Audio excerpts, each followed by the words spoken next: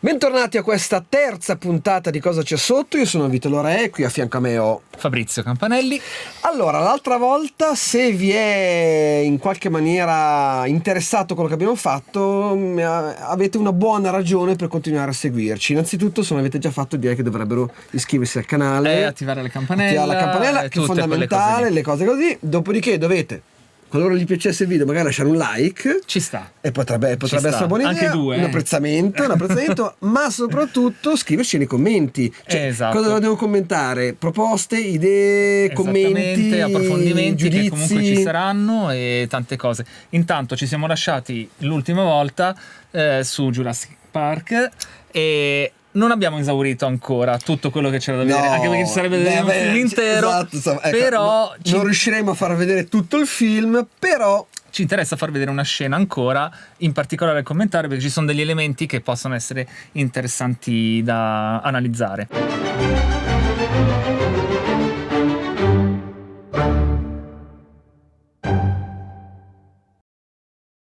Qual è questa scena? Allora, la scena è quella, forse ve la ricordate, in cui il professore con i due ragazzini, dopo essere scampati dall'attacco del tirannosauro, vi ricordate la macchina sull'albero, eccetera, eccetera, vanno a piedi verso praticamente la sede centrale operativa. Cosa succede? Che arrivano a un certo punto dove c'è questo enorme cancello elettrificato per tenere a distanza i dinosauri, naturalmente, e una volta verificato che la corrente sia ovviamente disattivata, loro lo scavalcano per poter andare dall'altra parte e raggiungere i loro amici. E intanto c'è un montaggio parallelo. All'interno del laboratorio. Perché proprio nel momento in cui loro si stanno arrampicando su questo cancello elettrificato senza corrente, la sua collega, la professoressa, senza saperlo ovviamente, sta per riattivare e per friggere, per abbrustolire e per fare un bel barbecue del nostro del professore e dei due ragazzini. Che i ragazzini vengono teneri, ragazzini ci sta. E cosa interessante vedere anche di questa parte, una delle cose più comuni, diciamo, che possono capitare nel scrivere musica per un film, ovvero per delle scene che sono montate con una sequenza, che è il montaggio alternato, e quindi andare a vedere due tracce che scorrono in parallelo anche visivamente, due storie, quindi due elementi narrativi che vanno in parallelo, e come gestirli in maniera omogenea. E oggi vediamo esattamente questo, cioè al di là del fatto che la scena è bella, al di là del fatto che la musica è bella, soprattutto credo che possa essere interessante verificare come è stato fatto il passaggio nel montaggio. E i nostri potenti mezzi della NASA ci hanno ancora permesso per un'altra volta di togliere dalle scatole queste inutili parole e andare a concentrarci su quello che c'è sotto, appunto, di musicale. Andiamo a schiacciare play e a vedere cosa succede.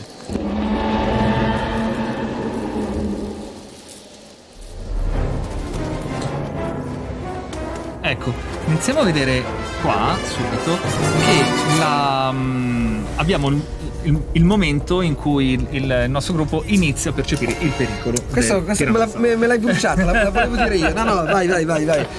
Sì, il momento in cui, perché quando far partire la musica? Quando far partire la musica è un altro problema, o non problema, perché diciamo qui è frutto sempre. Facciamo un breve ripiego. Loro sono qui, hanno appurato che il cancello non è elettrificato, è una situazione abbastanza tranquilla, insomma, compatibilmente col fatto che sono dispersi, ma insomma non c'è un pericolo imminente. Sentono il pericolo imminente e la musica entra. E qui ci sono varie scuole di pensiero. Quando entra la musica, subito a schiaffo dopo che hanno percepito il pericolo, o come fa il Johnny, ci dà il tempo di capire cosa sta succedendo? E come ci dà il tempo anche? Ce lo dà anche salendo con la strumentazione e salendo con i timbri che usa, partendo dagli archi in basso, monta e costruisce il percorso a salire degli archi, e poi ci dà le trombe che danno lo schiaffone finale. Sì, perché quelle trombe, sentirete le trombe sincopate qua?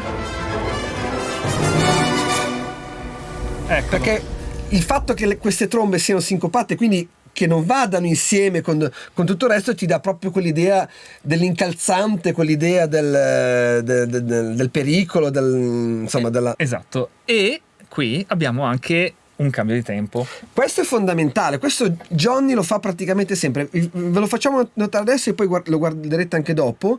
Ogni volta che c'è un cambio di inquadratura, quindi si passa da una narrazione, quindi in questo caso quella esterna del professore di Due ragazzi, alla narrazione interna, quindi la professoressa che senza saperlo sta per friggerli, la battuta prima è una battuta con un cambio di tempo che serve a John Williams banalmente per un sync, che poi magari può darsi che qualche fotogramma venga sistemato poi in fase di montaggio, ma fondamentalmente per beccare il sync del cambio di inquadratura c'è questo cambio di tempo. Esatto. Ed è una cosa, ne parlavamo prima, diversa. Io per esempio tendo a fare una cosa diversa perché tendo a dare un metronomo giusto per la scena. Il metronomo giusto è 66,8 ecco, che però la fa finire giusto. Tu invece no. No, io invece mi capita diciamo più spesso di allungare la battuta col poliritmo o cambiare il tempo spezzando e allungando magari una transizione,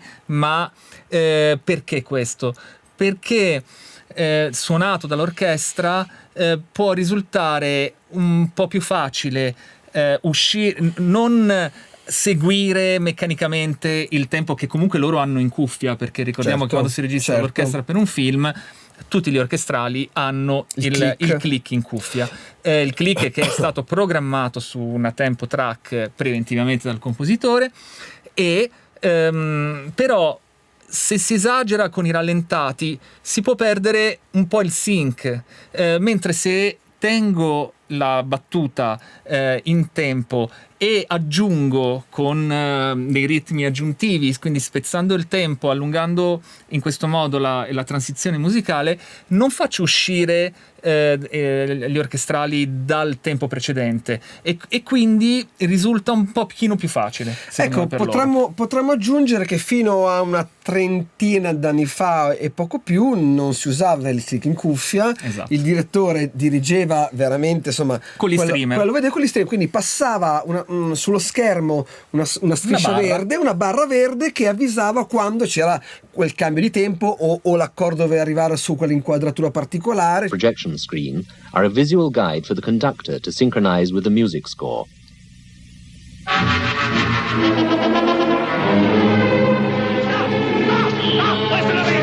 Stop, please, I'm not ready to die. Hey, listen to me, Chewie, this won't help me. Hey, funziona benissimo, cioè comunque erano professionisti di altissimo livello, specializzati, altamente specializzati, e anche i direttori erano direttori specializzati in questo, insomma. E diciamo che gli orchestrali guardavano molto attentamente il direttore. Porca miseria, sì, non si scherza, insomma. Quindi adesso entriamo nell'altra scena che procede in parallelo.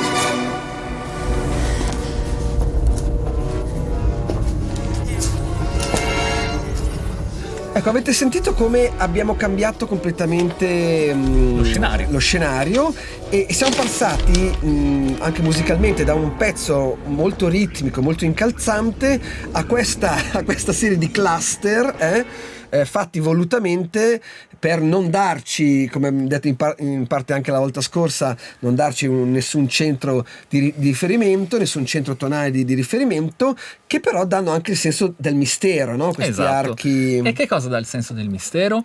Non solo gli archi, ma il clarinetto basso che abbiamo segnato. Esatto. Apposta. Perché ci sono diversi modi per interpretare e veicolare il mistero, anche affidandolo ai timbri. I legni nel registro basso hanno un che di inquietante, possono avere un che di inquietante, quindi vediamo che la figura con cui lui ci aveva già gettato dei piccoli semini nella scena precedente, nell'esterno, la figura non viene completamente abbandonata, viene passata al clarinetto basso, mentre c'è una sorta di inizio di cluster sotto, e questo suono del clarinetto basso ci ci dà un senso che è assolutamente omogeneo e integrato a quell'interno in cui noi siamo entrati. Oltretutto, vedi, se noi questa frase l'avessimo fatta fare a un trombone, stesse identiche note, Assolutamente. se fuori una cosa parodistica, Assolutamente. O la tuba. o la tuba, cioè, quindi come vedete non è il discorso, le note ok sono quelle, ma la strumentazione è fondamentale. È fondamentale. Infatti quello che io dico sempre è che la colonna sonora, comunque la musica, la interpreto sempre come una successione di suoni e non come una successione di note. Perché è vero che le note hanno, come dire, una loro funzionalità rappresentativa fondamentale, insomma non potremmo scrivere musica senza le note, ma dietro la nota c'è un suono e quindi la successione di suoni ci dà tutta la nostra comunicazione. Non basta scrivere un tema appropriato per la scena, un cambio di scena, ma bisogna anche interpretarne la logica sonora, che è quella che veicola il senso che vogliamo veicolare. In questo John Williams, di nuovo, è un gran maestro. Andiamo avanti. Eccoci qui con i nostri cluster. Di archi.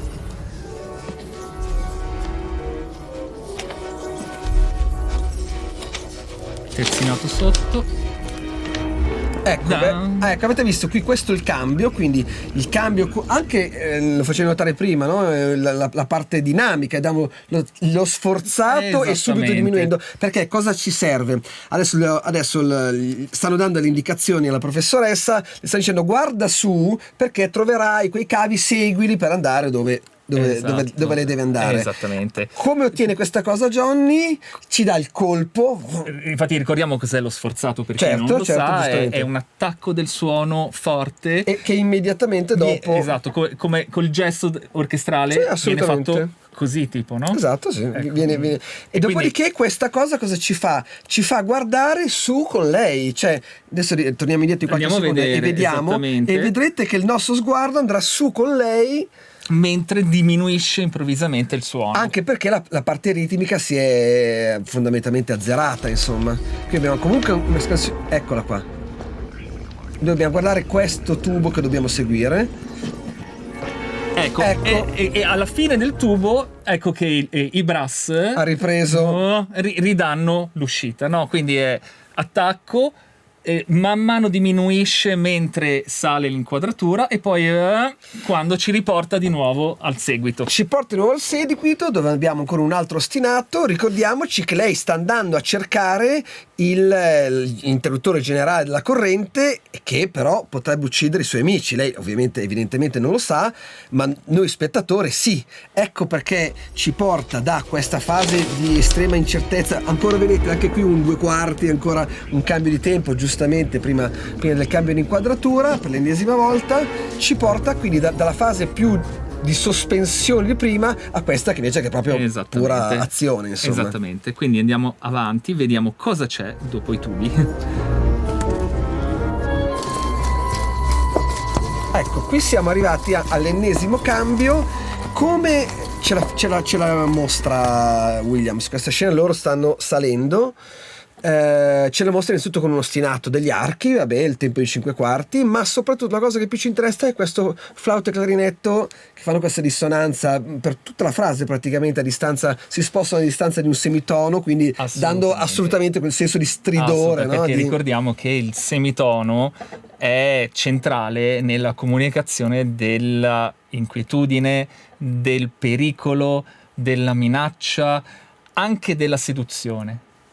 Attenzione, storicamente infatti poi vedremo anche nell'analisi nel dettaglio delle espressioni musicali cosa comunicano, però il semitono, l'utilizzo dei semitoni, quindi giocare sui quelli che si chiamano cromatismi, è molto molto molto funzionale anche al racconto della minaccia, del pericolo, ed è interessante notare come tutto questo si svolga sempre anche con predominanza, in questo caso, dei legni, laddove eravamo sempre con i legni nell'elicottero festoso, quindi certo, gli stessi strumenti, certo, no? Andando a circolare qui in maniera diversa, con dei cluster sotto, con degli ostinati sotto di archi, con dei timbri più spostati in giù, ci danno un senso completamente diverso rispetto a quello che era prima, e questo questa è la bravura è magico. di chi lo fa. Andiamo a vedere i nostri sulla friggitrice. Cioè, potenziale friggitrice.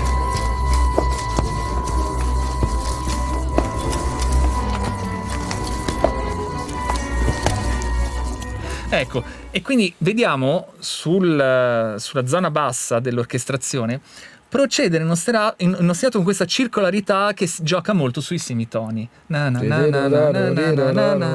Ecco, questo gioco è l'altro fattore determinante che ci crea la tensione in movimento, la tensione in divenire, cioè il pericolo in divenire. Bene, adesso arriviamo al punto in cui la professoressa arriva all'interruttore dell'alta tensione, che deve attivare, anche perché l'energia gli serve per mettere in funzione tutta la struttura, eccetera, eccetera. Per cui arriviamo al punto, vediamo come John Williams sottolinea il momento in cui viene individuato l'interruttore ad alta tensione, e poi vediamo cosa succede su quelli là, perché a un certo punto cosa succederà? Si accenderanno delle luci che stanno per avvisare, attenzione che tra un po' arriva l'alta tensione, per cui loro che sono lì devono un attimo sbrigarsi.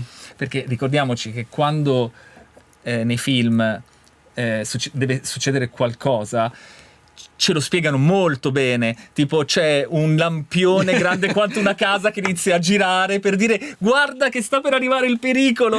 Esatto, che poi quel lampione, se non c'è la corrente, come gira quel lampione? Gira per volontà. Avete sentito quando ha inquadrato l'alta tensione, si è detto pam pam pam, fatta con gli ottoni, che è abbastanza. Abbiamo il cartello di pericolo, no? Alto voltaggio, pericolo, anche pericolo. Lì c'è danger e tipo è bello, ok, pericolo, noi tutti sappiamo che c'è proprio pericolo, no? Esatto. E lui lo sottolinea pam. Con i brass che vediamo qui sotto nella partitura e ridotta. Adesso torniamo dai potenziali arrosticini e ovviamente riprende l'ostinato. Esattamente. Qua avete sentito, scusa un secondo, vedi pam pam pam, la parte del basso che ha ripreso la figura ritmica e in parte anche melodica di quando abbiamo visto l'inquadratura col pericolo. E vediamo qua che lui, passato in 4/4, continua la circolarità nella parte alta con le terzine, ma come fa sempre in precedenza, ci mette invece in tempo in 2 la minaccia pa pa pa. Esatto, sarebbe il tema del pericolo, e infatti non per niente visivamente vediamo danger, lo vediamo di più di high voltage, sì, no? Certo.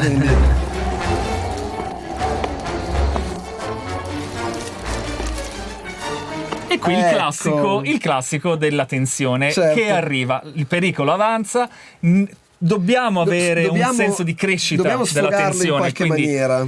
Come alziamo il pitch degli strumenti che intervengono e iniziamo a movimentarlo e quindi andiamo a crescere con l'intensità del pericolo, della minaccia, anche nella percezione di chi sta ascoltando. E con questi bei cluster sul cambio di inquadratura, naturalmente. Ecco, senti una cosa discendente come è la loro discesa. E questa è la mimica che lui è. E lui è bravo, perché il rischio di fare Mickey Mousing è allora, magari spieghiamo il Mickey Mousing, per chi non fosse familiare col termine, è quella cosa che si usava proprio ai tempi di Mickey Mouse, per cui magari uno sta correndo e si oppure uno tira l'arco o la classica caduta parapapam. Esatto, o mille altri effetti che sono bellissimi sui cartoni animati, ma sui film ovviamente vanno evitati in maniera perché diventa subito ridondante e cartunistico. Ecco, per cui però avete sentito questo passaggio, loro stanno discendendo e c'è il passaggio discendente dei legni, perché fatto in maniera elegante accompagna anche proprio sensorialmente la loro caduta, perché tu percepisci in maniera più sensibile col suono la loro caduta che solo con l'immagine. E in questo caso lui comunque non scivola, diciamo, nel banale. No, tutt'altro. Facciamo lo spoiler, non muoiono. Magari qualcuno ci rimane male. No, esatto, non abbiate paura, tutto è bene quel che finisce bene. Sarà solo il bambino spoileriamo, un po' spettinato per chi non l'ha visto, ma credo che l'abbiano visto tutti, insomma, questo Sì, film. insomma, a un certo punto prenderà una piccola scossa, ma insomma se la cava con poco. E questa scena ci fa vedere anche come appunto John Williams tratta il tema del suono nella sua musica, che non è solo una scelta di frasi, di fraseggio, di orchestrazione astratta, ma è una scelta legata strettamente al senso che deve veicolare nella scena, e quindi il suono per lui ha una caratteristica precisa, molto importante, e che è anche trattata in un certo modo, una caratteristica che direi che andremo ad analizzare la prossima volta, quindi non mancate assolutamente, perché la prossima puntata parleremo nello specifico di questo aspetto che secondo me tanti compositori giovani soprattutto, ma anche meno giovani, forse ignorano, proprio nel senso che non si pongono il problema, non per questione di... anche perché noi insomma, quando ci approcciamo alla musica abituati a leggere le partiture, gli spartiti, a scrivere, c'è un problema secondo me legato al feedback di ciò che si sta scrivendo, che è legato ai campioni oggi, ai samples che utilizziamo, che siano sui programmi di scrittura come Finale o Sibelius, o che siano sui sequencer, Cubase, Logic. Abbiamo una risposta che è innanzitutto deviata dalla presenza del suono del campionato, che è un suono comunque totalmente privo di armonici, certo, di tutta quella interazione, povero dell'interazione che c'è, che si sviluppa nell'orchestra o anche banalmente in un piccolo ensemble tra i vari strumenti. Con i campioni, un compositore, un giovane compositore o chi si approccia alla scrittura appunto sul sequencer è portato naturalmente a sovradimensionare le linee, sovradimensionare l'armonia, sovradimensionare il suono, pompare tutto, perché percepisce che c'è qualcosa che gli manca, ecco, gli manca un po' di sale, un po' di spezie, gli manca, allora pompano. Si pompa. Invece John Williams ha tutto pompato nel cervello e quindi questo è un bel vantaggio.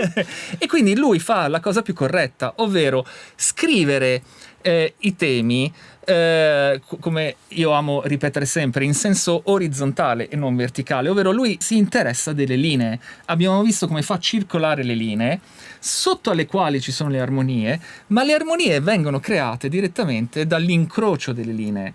Quindi nella composizione per me è centrale, è fondamentale ragionare orizzontale per sviluppo delle linee. E quante linee? Non 200. È inutile sovrabbondare, sovrastrutturare. Certo. Il quartetto è secondo me, io ritengo il quartetto un'ottima base di partenza per la composizione, perché lì puoi strutturare, se vuoi, 4 linee che si incrociano e quindi creare lo sviluppo armonico dall'incrocio delle linee polifoniche, polifonia, la classica polifonia, che però per me è fondamentale nella musica da film.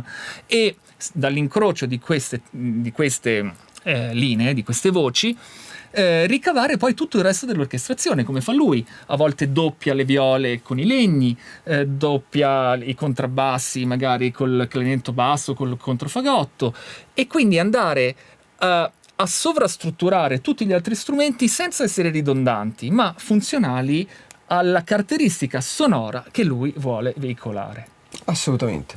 Bene, allora non vi resta che guardare la nostra prossima puntata, che avrà proprio come focus questo di cui vi ha parlato, vi ha accennato, perché stavo dicendo vi ha parlato lungamente Fabrizio, in realtà no, abbiamo parlato troppo poco, l'argomento è molto complesso, e anche quello poi alla fine che sviluppiamo anche nelle nostre masterclass, certo, assolutamente, è un aspetto molto molto importante, fondamentale, e noi andremo a vedere cosa succede dalla sala di registrazione, dall'orchestra al film. E alla prossima. Alla prossima. Ciao.